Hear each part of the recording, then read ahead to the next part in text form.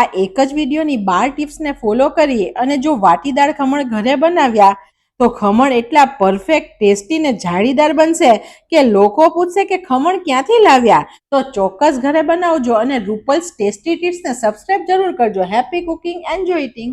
સૌથી પહેલા આપણે 2.5 કપ જેટલી ચણાની દાળ લઈએ છીએ.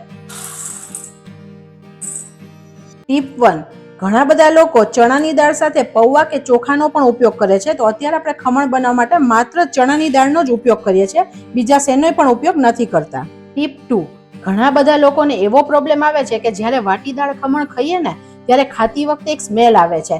તે ના આવે તેનું હું તમને કારણ બતાવું. જ્યારે આપણે દાળ ધોઈએ ત્યારે 4 થી 5 વખત ચોખ્ખા પાણીથી દાળ ધોવાની, કેમ કે દાળમાં જ્યાં સુધી ડોળું પાણી નીકળશે ને, આવી રીતે તમે મસળશો અને ડોળું પાણી નીકળશે, જ્યાં સુધી આવું ડોળું પાણી નીકળે ત્યાં સુધી આપણે તેને કાઢતા જવાનું. ચોખ્ખું પાણી થાય ત્યાં સુધી આપણે દાળને ધોવાની છે. અને જ્યારે આપણે દાળ પલાળીને રાખશું ને 4-5 કલાક, ત્યાર પછી પણ તે પાણીમાં સ્મેલ નહીં આવે. હવે ટીપ 3, આપણે આ વાસણમાં જો દાળને પલાળશું તો અહીંયા સુધીનું પાણી ભરશું તો દાળ જ્યારે ફૂલશે ને ત્યારે વધારે થશે અને પાણી બહાર ઢોળાઈ જશે, દાળ પાણીથી બહાર નીકળી જશે અને સરખી પલળશે નહીં. તો આપણે દાળને હંમેશા એકદમ મોટા વાસણમાં પલાળવાની, જેથી સરસ પલળે. તમે કોઈ પણ મોટું વાસણ લઈ શકો છો. હવે આ દાળને આપણે 2 થી 3 લીટર જેટલા પાણીમાં પલાળવાની, જેથી દાળ સરસ પલળે અને પાણીની બહાર પણ ના આવે. હવે દાળને સરખી હલાવી દઈએ એટલે સરસ નીચે બેસી જાય.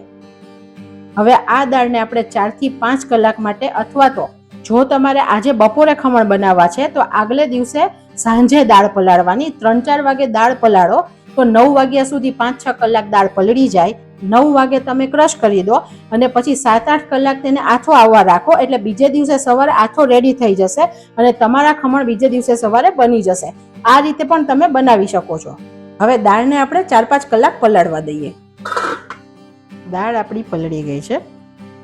તમે જુઓ, આપણે વધારે પાણી નાખ્યું હતું તો દાળ પ્રોપર પલળી પછી પણ પાણીની બહાર નથી આવી ગઈ. હવે તમે જુઓ તો દાળ ડબલ થઈ ગઈ છે ઓલમોસ્ટ ફૂલીને, અને તેનો દાણો લઈ અને દબાવો ને તો દાણો સરસ 2 ટુકડા થઈ જાય છે. તો અત્યારે દાળ પરફેક્ટ પલળી ગઈ છે. ટીપ નંબર 4, આપણે આ દાળ પલાળેલું પાણી ક્યારેય વાપરવાનું નહીં. આપણે તેને એક અલગ વાસણમાં કાઢી લઈએ. આને તમે પ્લાન્ટમાં નાખી શકો છો. હવે આ દાળને એકવાર આપણે ચોખ્ખા પાણીથી ધોઈ લેવાની.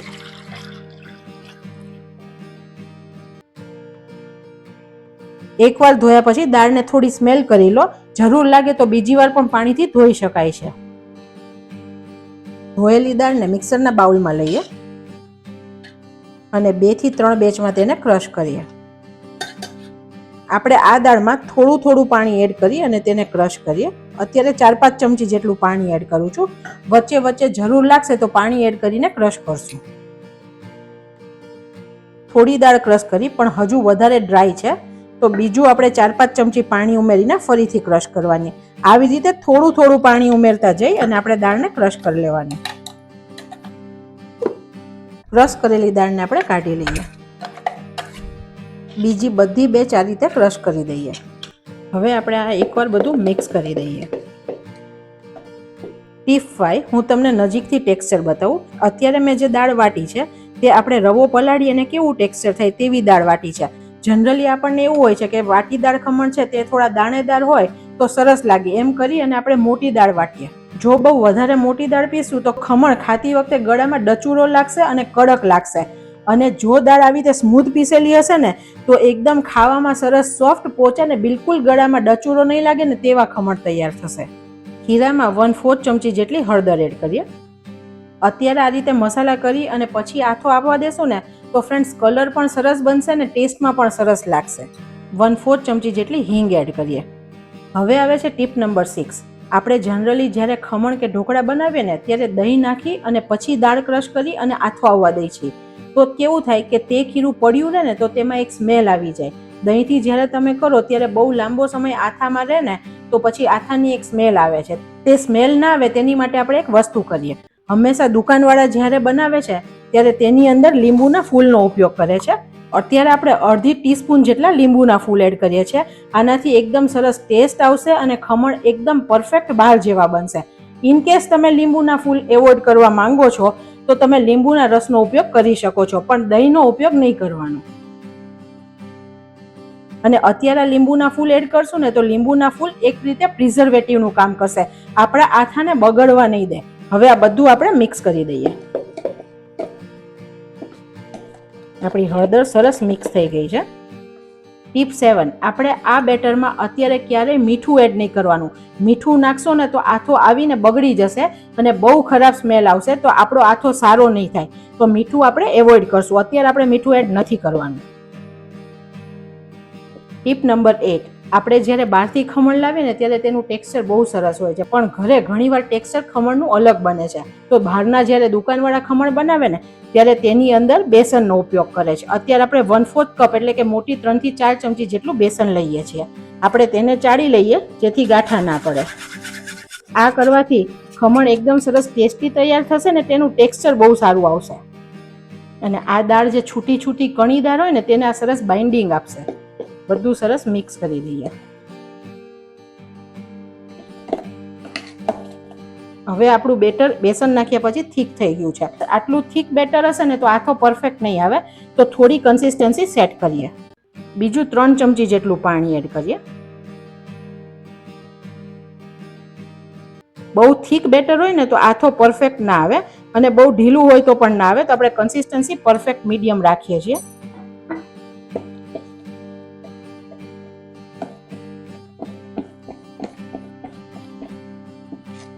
હવે તમે જુઓ એકદમ સરસ પરફેક્ટ કન્સિસ્ટન્સી છે.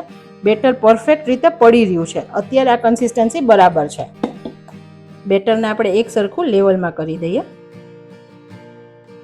બેટરને ઢાંકી અને 7 થી 8 કલાકનો રેસ્ટ આપીએ. ટીપ નંબર 9, જો તમે ગરમ પ્રદેશમાં રહો છો તો આથો જલ્દી આવી જશે, એટલે કે 5 થી 6 કલાકમાં આવી જશે. અને જો ઠંડીની સિઝન હશે અથવા તમે ઠંડા પ્રદેશમાં રહો છો તો આથાને આવતા 8 થી 10 કલાક લાગી શકે છે. તો આપણે તે રીતે આથાને રેસ્ટ આપશું. અત્યારે હું 7 થી 8 કલાક માટે આને રેસ્ટ આપું છું. અને આને તમે થોડી ગરમ જગ્યા હોય, જેમ કે બંધ રૂમ છે અથવા કોઈ ડબ્બો છે, તેની અંદર મૂકશો તો એકદમ પરફેક્ટ આથો આવી જશે. આથો ખોલીને આપણે ચેક કરીએ. આથો સરસ આવી ગયો છે. હું તમને બતાવું.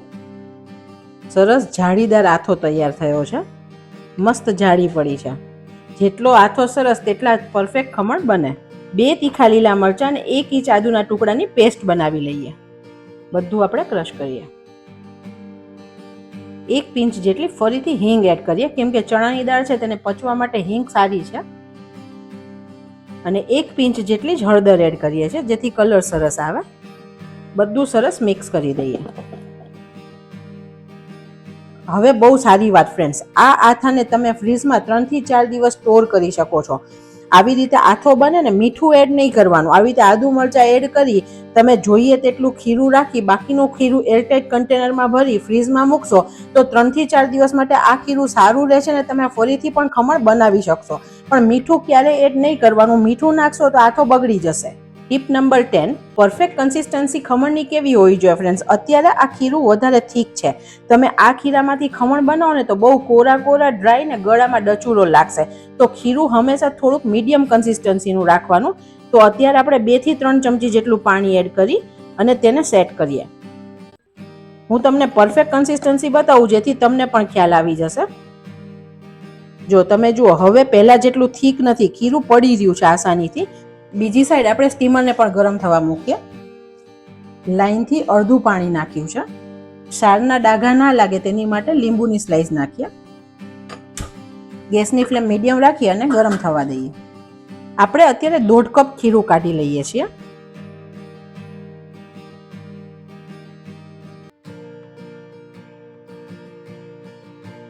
થાળીને આપણે તેલથી ગ્રીસ કરીએ. વાટીદારના ખમણ થોડા જાડા હોય છે, એટલે કે મોટા બનેલા હોય છે, તો હાઈટમાં હોય તેવી થાળી અથવા ડબ્બો વાપરવાનો. અહીંયા ક્યારેય બહુ વધારે પડતું તેલ નહીં લગાડવાનું, નહીં તો ખમણ સરખા ફૂલે નહીં. 1 ટીસ્પૂન જેટલું આપણે મીઠું એડ કરીએ. હવે આવે છે ટીપ નંબર 11. હંમેશા આપણે જ્યારે વાટીદારના ખમણ બનાવીએ ત્યારે બેકિંગ સોડાનો ઉપયોગ કરવાનો. અત્યારે 1/4 ટીસ્પૂન બેકિંગ સોડા છે. આ સોડાને આપણે જો ડાયરેક્ટ એમને મિક્સ કરશું ને તો ઘણીવાર સરખો મિક્સ નથી થતો અને તેના પાર્ટિકલ્સ હળદર સાથે મિક્સ થાય ને લાલ લાલ થઈ જાય છે. તેવું ના થાય તેની માટે આપણે પહેલા તેને પાણીમાં ઓગાળી દઈએ. કોઈ અંદર ગાંઠો હોય તો આપણે આવી રીતે કરી દેવાનું. 1 ચમચી જેટલું પાણી એડ કરીએ. સોડાને આપણે સરસ પાણીમાં ઓગાળી દઈએ અને સરસ હલાવીએ. સોડા નાખ્યા પછી બેટર હલકું થઈ જશે, લાઇટ થશે અને તેનો કલર પણ થોડો યલોઇશ લાઇટ યલો થઈ જશે. જે ડાર્ક હતો ને તમે જુઓ સરસ ફૂલી ગયું છે બેટર. આપણે સોડાને સરખો મિક્સ કરી દઈએ. સોડા સરસ મિક્સ થઈ ગયો છે. આપણે તેને ગ્રીસ કરેલી થાળીમાં લઈએ. આપણે આને પછાડીને ટેપ નથી કરવાનું, આપણે ખાલી આવી રીતે તેને સરખું કરી દઈએ અને ઉપરથી પણ થોડું સરખું કરી દઈએ. પાણી પણ આપણું સરસ ગરમ થઈ ગયું છે. એક સ્ટેન્ડ મૂકીએ, તેની ઉપર થાળી મૂકીએ. ખમણને આપણે 15 મિનિટ સુધી સ્ટીમ કરવાના છે. વચ્ચે આપણે ખોલીને ચેક નથી કરવાનું, ડાયરેક્ટ 15 મિનિટ જ આપણે ખોલશું અને ગેસની ફ્લેમ ફાસ્ટ જ રાખવાની છે. બીજા ખમણ હું આવી રીતે ડબ્બામાં મૂકું છું. તો અત્યારે હું 3 કપ જેટલું ખીરું લઉં છું. 2 ટીસ્પૂન જેટલું મીઠું એડ કરું છું. ડબ્બાને તેલથી ગ્રીસ કરી લઈએ. અત્યારે આપણે 3 કપ ખીરું લીધું છે તો આપણે 2 વાર 1/4 ચમચી જેટલો સોડા લઈએ છીએ અને 2 ચમચી જેટલું પાણી એડ કરીએ. સરખું મિક્સ કરીએ. સોડા એડ કરી દઈએ અને સરખું મિક્સ કરીએ. બેટર સરસ ફૂલી ગયું છે અને હલકું પણ સરસ થઈ ગયું છે અને પરફેક્ટ કન્સિસ્ટન્સી છે.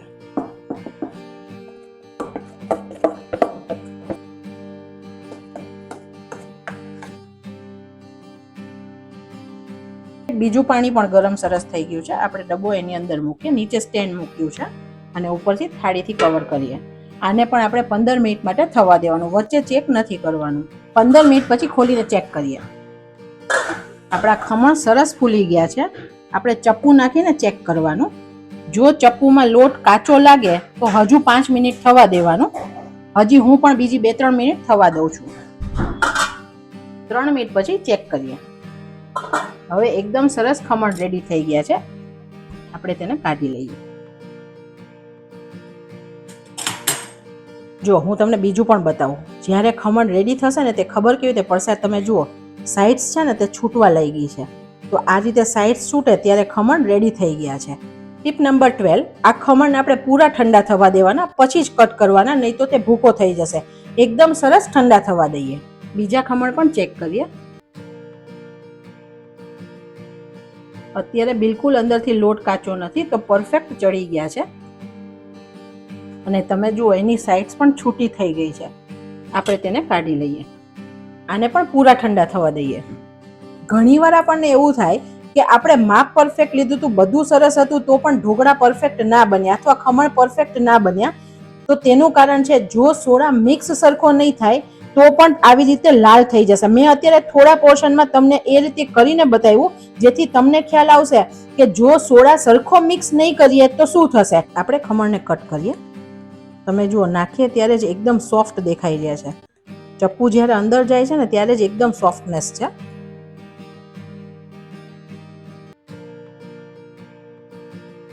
વાવ ફ્રેન્ડ્સ, કેટલા મસ્ત ખમણ બન્યા છે. તમે જુઓ બધી સાઈડથી પરફેક્ટ જાળી પડી છે. એકદમ સરસ છે. હું તમને વચ્ચેથી તોડીને બતાવું. એકદમ સરસ ચડી ગયા છે. ખમણને આપણે એક મોટા વાસણમાં લઈએ કેમ કે આપણે આનો વઘાર પણ કરવાનો છે. ખમણ ફ્રેન્ડ્સ ટેસ્ટમાં પણ એકદમ બેસ્ટ બન્યા છે. ખમણને આપણે અનમોલ્ડ કરી લઈએ. તમે જેટલું મોટી સાઈઝનું વાસણ લેશો તે પ્રમાણે ખમણ બનશે. જુઓ ફ્રેન્ડ્સ કેટલા મસ્ત ખમણ બન્યા છે. બધી સાઈડથી પરફેક્ટ છે. આને પણ હું તમને તોડીને બતાવું. હું તમને વજન કરીને પણ બતાવું કે આપણે જે માપ લીધું તેનાથી કેટલા ખમણ બનીને રેડી થયા. અત્યારે આપણે જે માપ લીધું તેનાથી 1 કિલો ખમણ બનીને રેડી થયા છે. હવે આપણે વઘાર કરીએ. ગેસની ફ્લેમ એકદમ સ્લો રાખી છે. 4 ટેબલ સ્પૂન જેટલું તેલ એડ કરીએ.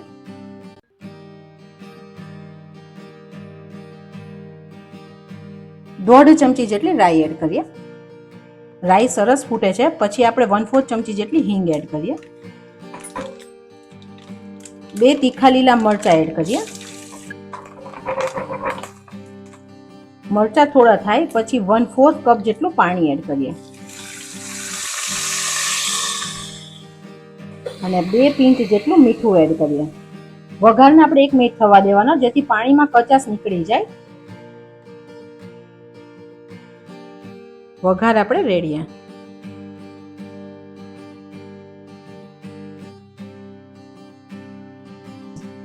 સરખો વઘાર મિક્સ કરી દઈએ ખમણ પર. ઉપરથી કોથમીર એડ કરીએ.